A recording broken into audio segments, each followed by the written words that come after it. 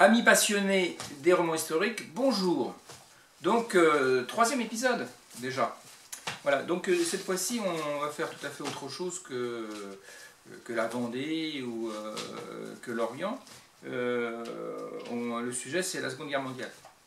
Oui, avant ça, je voulais revenir un petit peu sur Mika Waltari, qui a écrit Le serviteur du prophète.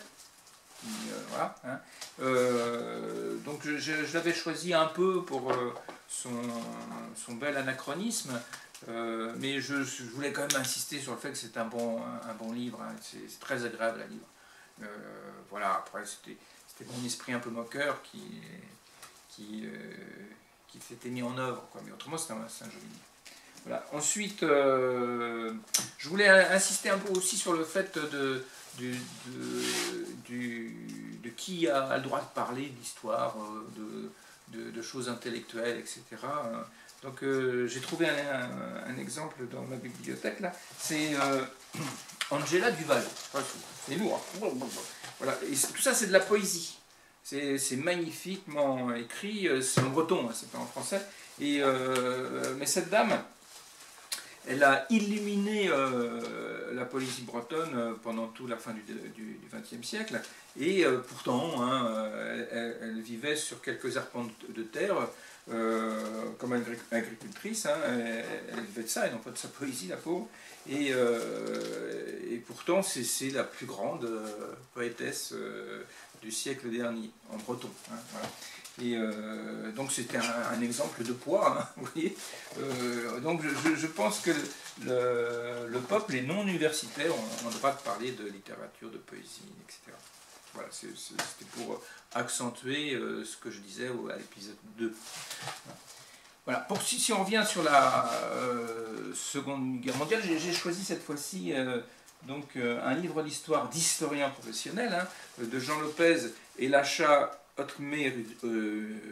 Otmezuri, hein, c'est dur à dire. C'est Barbarossa, 1941, la guerre absolue. Voilà. Donc moi j'ai pris en livre de poche, hein, ça coûte 19,90 €. Ça s'achète aussi à 35 € en format plus gros. Alors c'est très bien illustré, hein, il y a des plans de bataille, etc. Hein, voilà. Et c'est très bien écrit. C'est une œuvre impressionnante, hein. Alors, c'est bien écrit le motif de ce livre, hein, sur la page arrière. L'opération Barbarossa, qui s'ouvre le 21 juin 1941, ne ressemble à aucune autre dans l'histoire. Elle met en prise les deux systèmes militaires les plus puissants et les deux régimes les plus brutaux. La Wehrmacht conjugue la logique exterminatrice du nazisme avec celle de sa propre culture militaire, qui pousse la terreur à son paroxysme. Quant à l'armée rouge, elle se vide de son sang prise entre les feux d'un ennemi affranchi de toute norme humaine et la répression sauvage du bolchevisme stalinien. 10 millions d'hommes s'affrontent. Combats, exécutions, exactions, famines délibérées tuent en 200 jours plus de 5 millions d'hommes et de femmes et d'enfants, de soldats et de civils. Donc c'est de fin juin à début décembre 1941, donc toute la phase d'avancée de l'Allemagne nazie vers l'Est. Voilà, donc c'est très bien décrit. Et puis si vous voulez, il y a beaucoup de témoignages aussi, donc ça c'est bien pour un romancier, parce qu'il y a de l'humain là-dedans, il y a de l'anecdote, même si elle est macabre.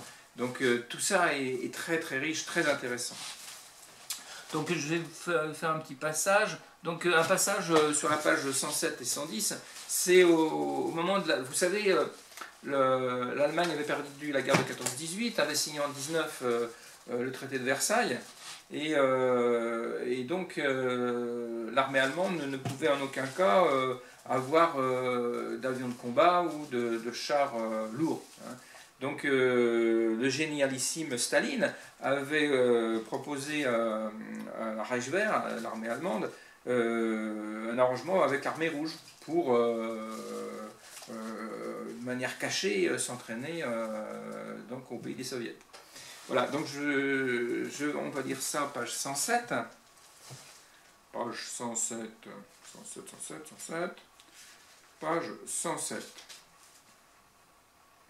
Les échanges concernent un demi-millier de militaires allemands, dont 200 pilotes d'avion. Côté soviétique, 196... tiens, je vais changer de lunettes, ce sera mieux. 196 officiers figurent sur la liste des stagiaires, dont tout le haut commandement, Tukhachevsky, Uborevitch, Edman, Yakir, Egorov, Ivan Belov et 2 futurs ministres de la guerre et d'état-major général, Timoshenko et Meretchkov. Chez les visiteurs ou stagiaires allemands, on relève les noms de futurs premiers rôles, outre von Blomberg, Wilhelm Keitel, excusez-moi, qui sera patron du haut commandement de la Wehrmacht, et Raeder, grand amiral de la Kriegsmarine. Pléthore de chefs d'unités terrestres durant l'opération Barbarossa ont aussi séjourné au pays des soviets, comme Guderian, Manstein, le stratège, Hoth, Harpe, von Schweppenburg, Henrici, Kuhn, Krebs, Köbler, Marx, Model, Nehring, Reinhardt, ainsi que Kinzel qui sera chargé du renseignement, et Paulus, cheville ouvrière de la planification. Sur les 43 pilotes envoyés à Lepetz en 1928, 20 deviendront généraux dans la Luftwaffe, dont 4. Paul Deichmann, Kurt Fungbley, Hans Seidemann, Martin Finbing martyriseront l'aviation rouge. Ils auront pour la première fois à Lipetsk non seulement pratiqué l'attaque en piqué et les contacts radio air-sol, mais aussi testé toute la première génération d'appareils de combat allemands. Biplan Fokker, fabriqué clandestinement en Hollande, il n'y avait pas que les tyrannies alliées qui contournaient le traité, Arado, Heinkel 51, Dornier, Junker K-47. Alors la page 10, voilà. Dans un rapport sur son tour d'inspection en URSS en 1928, von Blomberg recommandera de suivre aussi l'exemple soviétique dans les activités de propagande au sein de l'armée et de l'organisation de la défense passive de la population. Mais certains stéréotypes hérités de la Première Guerre mondiale, pas toujours faux, sont aussi renforcés. La Russie est fort en défense, faible en attaque. Le soldat moujik dur au mal, mais sans autonomie. L'officier subalterne très inférieur à sa tâche. Le travail d'état-major désorganisé. On se croirait en 2022-2023, ceci dit. Voilà. Sur le plan de la doctrine, l'emploi des blindés allemands et soviétiques ont avancé chacun de leur côté sans qu'une influence mutuelle puisse être démontrée. Quoi qu'il en soit, la réalité des gains tirés de la part et d'autre, une chose demeure, aucune autre armée de l'époque ne se connaisse mieux que l'armée rouge et la Reichswehr. Les soviétiques acceptent même d'échanger régulièrement des informations récoltées par leurs services secrets sur les armées polonaises et roumaines, ce qu'ils ne feront pas avec les alliés occidentaux durant la guerre germano-soviétique. Ce qui est pas mal quand même. Voilà, ensuite on va s'attacher à un gars nommé Yakov Djougashvili. C'est le fils du génial Joseph Staline, qui était officier d'artillerie et qui a été pris au pattes par la Wehrmacht. Donc, page 643, page 643. Entre le 24 et le 30 juin 1941, plusieurs dizaines d'avions allemands inondent de 14 millions de tracts les positions soviétiques sur toute la longueur du front. Imprimés par le service de propagande du Grand Quartier Général, les feuilles montrent sur une face 3 photos surmontées de cette question. Connaissez-vous cet homme ? La première page, montée en médaillon, présente le visage d'un soldat mal rasé, les traits tirés, vêtu du manteau de campagne de l'armée rouge, sans insigne. La deuxième et la troisième exhibent le même homme, cette fois en vareuse, l'air détendu, souriant, en compagnie d'officiers allemands. Le texte au verso éclaire ainsi les photos. Moi, Yakov Djougashvili, fils aîné de Staline, chef de batterie du 14e régiment d'artillerie et de la 14e division blindée, me suis constitué prisonnier le 16 juillet près de Vitebsk, en compagnie de milliers d'officiers et de soldats. Sur ordre de Staline, Timoshenko et les commissaires vous enseignent que les combattants soviétiques ne se rendent, excusez-moi, je tourne la page, ne se rendent pas. Mais ici, les soldats rouges se rendent sans cesse pour nous rejoindre. Dans le but de vous intimider, les commissaires mentent en racontant que les Allemands traitent mal leurs prisonniers. Le fils de Staline vous prouve par son exemple personnel que c'est un mensonge. Suivez son exemple, il est vivant, en bonne santé, il se sent très bien. Pourquoi faire des sacrifices inutiles et aller à une mort certaine quand même le fils de votre bon suprême s'est rendu? Faites comme lui, rendez-vous.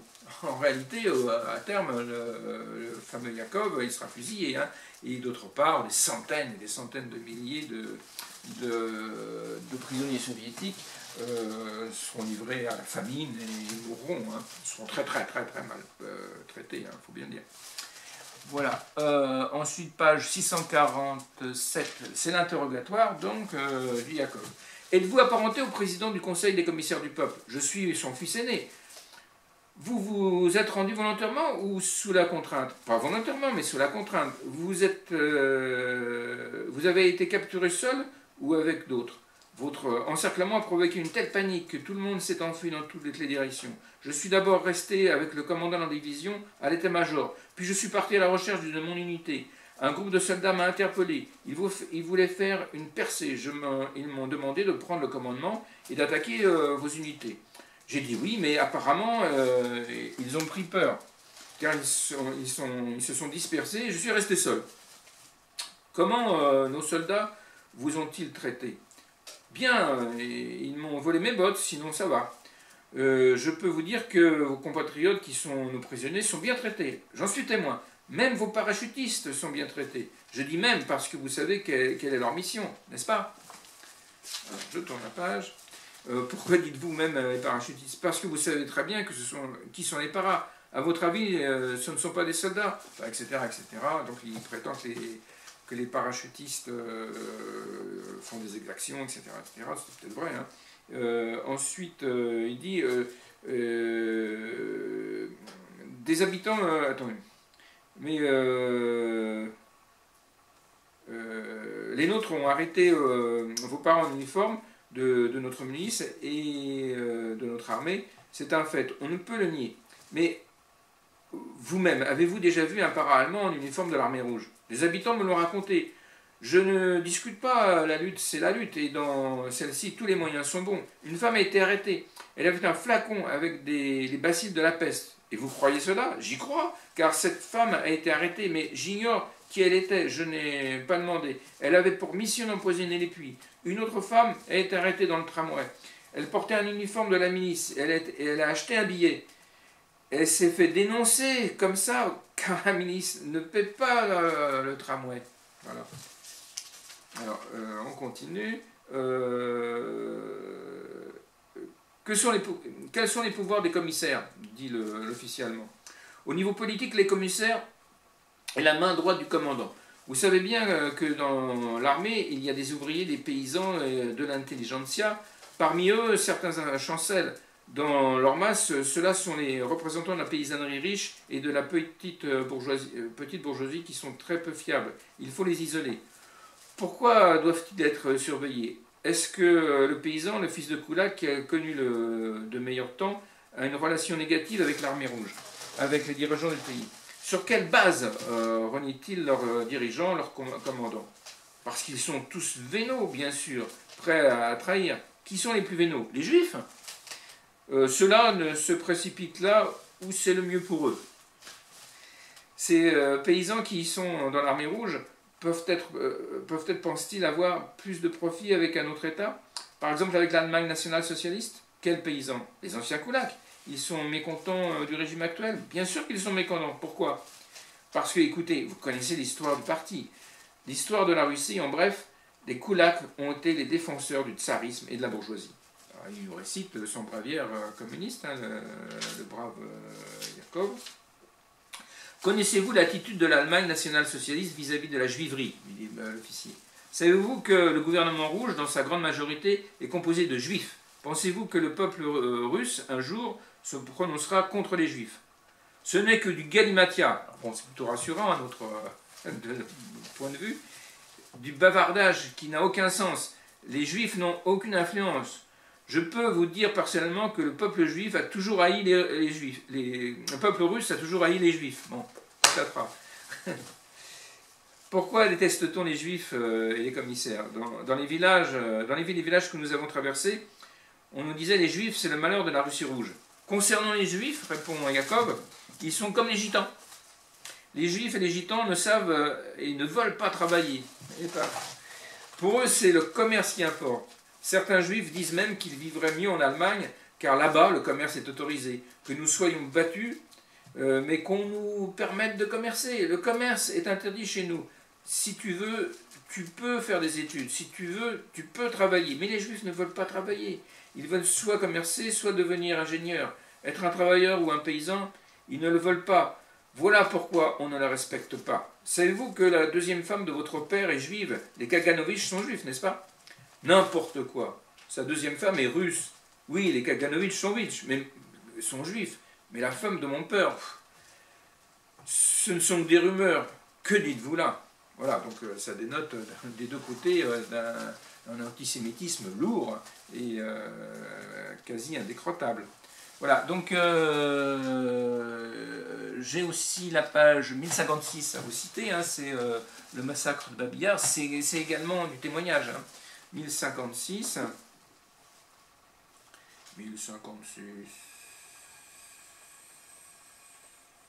Voilà. Elena Knich, juive mariée à un Ukrainien parti au front, déclara le massacre de Babillard le 2 mars 1944 devant les agents de la NKVD, KGB quoi. Voilà. Enfin, le Babillard, ça a lieu en septembre, hein, fin septembre 41, hein. Mais bon, elle fait ce témoignage plus tard. Le 28 septembre 1941, suite à l'ordre du commandant allemand, tous les citoyens de nationalité juive devaient se rassembler avec leurs biens les plus précieux, rue Lukianovska, près du cimetière juif. Comme je savais que nous allions tous être tués, je n'avais rien pris. Quand je suis arrivé sur place avec mon enfant, j'ai vu une foule immense de personnes allant des nourrissons aux vieillards, fortement gardés par des soldats allemands, armés de mitrailleuses et de fusils. À l'arrivée, tous posaient sur des chariots un tas de choses qu'ils avaient apportées, conformément à l'ordre. Puis on les conduisait dans un lieu couvert, où on les dépouillait des bagues en or, boucles d'oreilles, broches, montres, etc. Dans ce chaudron infernal de milliers de personnes condamnées à mort, on entendait des cris, des pleurs, des gémissements étouffés par la fusillade. Les Allemands emmenaient des troupes de 100 à 150 personnes dans leur ravin dit de Babillard, où ils les fauchaient à la mitrailleuse. Je me suis retrouvé avec ma fille Lyudmila, âgée de 4 ans et demi, dans un de ces groupes. Les Allemands arrachaient les bébés à leur mère et les jetaient dans les ravins comme du bois de chauffe. Comme j'étais au milieu du groupe et que le crépuscule était déjà là, j'ai sauté dans le ravin sans attendre l'instant où il commençait à tirer. J'ai mis mon enfant sous moi. Les gens tués tombaient sur moi dans un éclaboussement de sang. Je suis resté ainsi sans bouger à peu près 2 heures. Quand la nuit est tombée, j'ai pris mon enfant dans mes bras et en marchant sur les cadavres, je suis sorti du ravin. Avec de grandes précautions, j'ai gagné le bourg de Babillard, où nous nous sommes cachés dans un sous-sol pendant 4 jours, absolument affamés. La nuit, je sortais de ma cachette pour chercher dans les tas d'ordures des restes de nourriture. J'avais l'apparence terrifiante d'un revenant couvert de sang de la tête aux pieds. Ma fillette était dans le même état. Il n'y avait aucun moyen de se laver. Je n'y pensais même pas, car j'étais tout entière concentrée sur un seul sujet, rester en vie. Cette terrible situation m'a poussé à un crime, enfin un vol. Je suis monté dans le grenier d'une maison, où parmi les chiffons, j'ai trouvé quelques habits pour moi et pour ma fille. Au 5e jour de souffrance, à l'aube, avec beaucoup de difficultés, je suis allé chez mon ami Fedora Cheslet, qui habite au 19 rue. Donc elle est parvenue à se sauver, puisqu'elle nous fait le récit. C'est quand même assez prenant. Hein. C'est 35 000 personnes, le massacre de Babillard. C'est terrible. Hein, c'est la Shoah par balle, hein, comme on a dit, qui représente à peu près 2 millions de personnes. Donc, bien sûr, il y a bien d'autres sites, mais c'est la plus grosse masse en ce lieu. C'est très près de Kiev. Hein. Voilà. Donc il y aura ça à Dnipro, à Melitopol, enfin tous des noms qu'on entend actuellement. Hein. Donc l'achat au pare-balles, c'est beaucoup en Ukraine, mais aussi en Biélorussie, etc. Voilà, donc c'est un ouvrage vraiment très intéressant pour tout ce qui est de l'offensive de la Wehrmacht jusqu'en décembre 1941, sur les exactions également des nazis. Alors, il y a d'autres livres hein, là-dessus, hein, des fois moins talentueux. Je vous en conseille un autre tout aussi talentueux qui n'est pas sur l'offensive, mais surtout, ça s'appelle La destruction des Juifs d'Europe. Hein. Donc ça veut bien dire ce que ça veut dire, ça va dans les détails, si vous voulez vous documenter, ça c'est très bien, c'est de Raoul Hilberg, c'est été publié en 1985, hein, donc ça se trouve maintenant en occasion, c'est publié chez Fayard, hein, voilà, et c'est un très bon ouvrage également. Donc en application, j'ai choisi un roman qui a eu un grand succès, il a même eu un prix Goncourt, hein, c'était en 2006, et ça s'appelle Les Bienveillantes, c'est de Jonathan Littell, le voici, hein, Jonathan Littell, mais Bienveillantes. Alors c'est bien écrit, moi j'ai pris plaisir à lire, hein, maintenant ça a été sujet à polémique, d'ailleurs j'ai retrouvé une revue, hein, une revue d'historiens, hein, l'histoire, qui vous voyez, voilà, qui a publié une partie de son édition sur les Bienveillantes, un peu pour le descendre, hein. Donc c'est donc Édouard Husson qui donne son avis, c'est un historien hein, spécialisé sur l'Allemagne nazie. Voilà, je vous donne son avis, hein, partiel, parce qu'il y a un grand... Il y a un grand article, hein, je ne vais pas tout vous lire, mais je vais essayer de vous lire le fond de sa pensée. Disons-le, d'emblée, le narrateur des Bienveillantes, Maximilian Hau, est un personnage complètement invraisemblable, pour qui est familier de l'histoire du national-socialisme. On pardonnera facilement au romancier la liberté qui permet à son héros, un officier du SD, le service secret de la SS, de se retrouver toujours là, où il se passe quelque chose durant la Seconde Guerre mondiale. Là où les Einsatzgruppen, les commandos génocidaires de la SS et de la police, massacrèrent des Juifs en Union soviétique à partir de juin 1941, puis à Stalingrad, puis dans le bureau de Himmler pour se voir confier une mission d'inspection des camps de concentration et d'extermination. Enfin, à Berlin, lors de la chute du Troisième Reich, au printemps 1945. L'intrigue, bien que forcée, pourrait être acceptable. Mais disons-le tout net, si un officier du SD s'était comporté comme Max Haupt, il ne serait pas resté 5 minutes dans la SS. Notre héros ne cesse de commenter les massacres auxquels il assiste, de philosopher à leur propos, de faire part de ses états d'âme aux lecteurs et surtout à ses supérieurs ou amis dans le régime. Il se comporte comme un intellectuel parisien, mais en aucun cas comme un membre de l'élite étudiante qui a rejoint la SS dès le milieu des années 30, attiré par le SD de Reinhard Heydrich, pour mettre en œuvre une lutte d'État organisée contre les ennemis du folk, en particulier les Juifs. Voilà. Et donc c'est vrai que je ne suis pas loin d'être d'accord avec ce monsieur, hein. Il est un peu invraisemblable notre personnage. Mais bon, c'est vrai aussi que la langue est belle et qu'il nous donne comme des descriptions de l'ambiance nazie et du front qui sont assez justes, il me semble. Voilà. Et puis là, il a raison, c'est un petit peu Jean Genet chez les nazis, c'est bizarre quand même. Voilà. Donc je vais vous lire une seule, à moins d'une page, hein, quelques lignes du roman, après c'est à vous de le lire. Hein. Généralement je lis plus la partie historique que les romans eux-mêmes. Les romans il faut les découvrir ma foi. Hein. Donc page 328. Là en fait je vais vous lire la description d'un nazi plus probable hein, le personnage principal. Alors, le Feldpolizeikommissar, un bulldog trapu à lunettes cerclées, portant pour tout uniforme un pantalon à bretelles et un maillot de corps taché, m'accueillit assez sèchement. Ce n'est pas trop tôt. Ça va faire 3 semaines que je demande quelqu'un. Enfin, Heil Hitler. Une lourde bague en argent brillait à sa main tendue, presque au niveau de l'ampoule suspendue au-dessus de sa tête massive. Je le reconnaissais vaguement. À Kiev, le commando coopérait avec la Feldpolizei secrète. J'avais dû le croiser dans un couloir. J'ai reçu l'ordre d'affectation il y a seulement 4 jours, Herr Kommissar. C'était impossible de venir plus vite. Je ne vous blâme pas, c'est ces foutus bureaucrates. Asseyez-vous.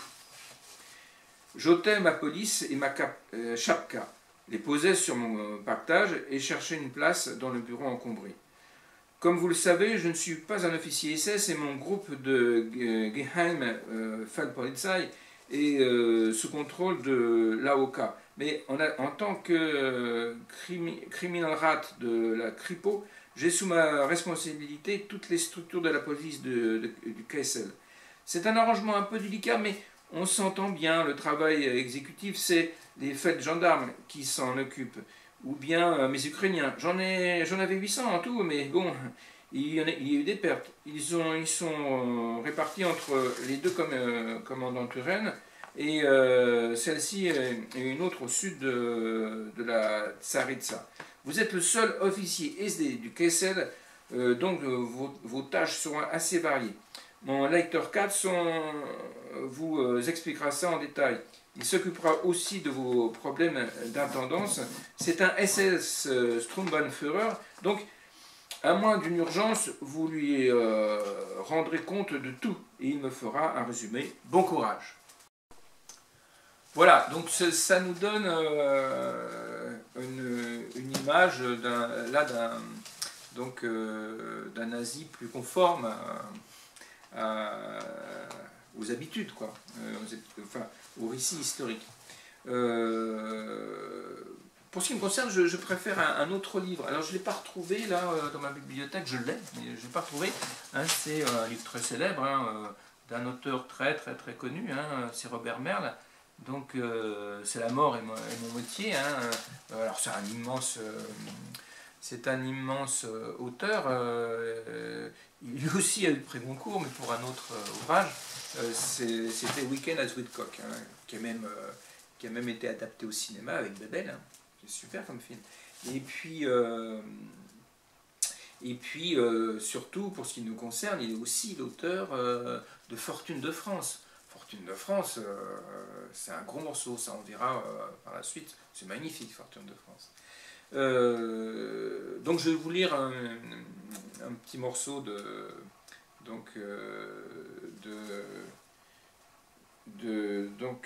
La mort et mon métier. Hein. C'est un peu sur le même sujet, si ce n'est que là c'est à Auschwitz. Hein. Donc l'idée c'était de faire en quelque sorte un récit sur la vie de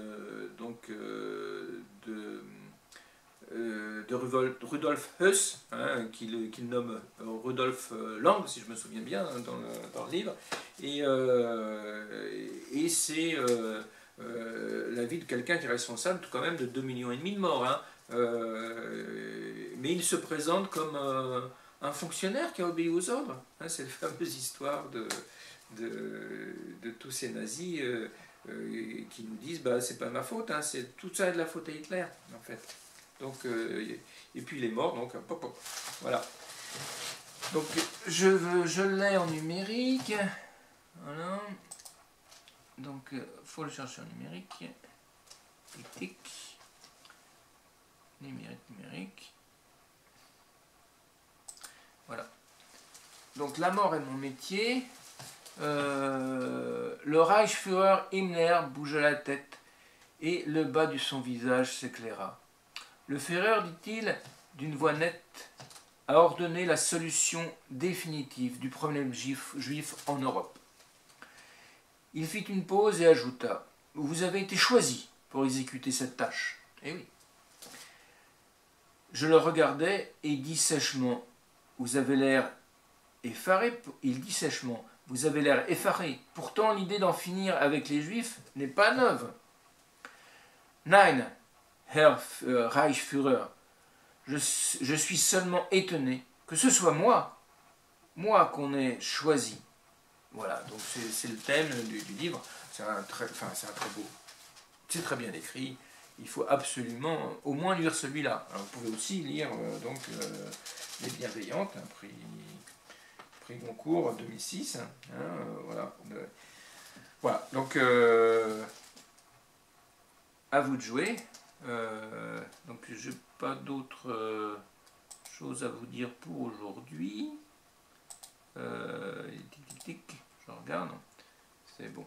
Donc tout ça n'a pas grand rapport avec le sable de Damas, mais enfin si vous pouviez l'acheter, ça m'arrangerait bien. Si j'ai envie d'éditer le second, bien sûr.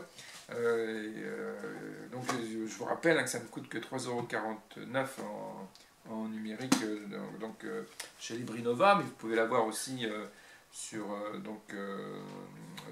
la Fnac, sur Amazon ou autre. Sur Google, vous pouvez en lire un cinquième. Et puis si vous préférez le papier, à ce moment-là, c'est pareil, vous regardez celui qui offre, par exemple, sur la Fnac ou sur les autres, celui qui offre donc l'expédition. C'est moins cher quand même. Voilà. À la semaine prochaine.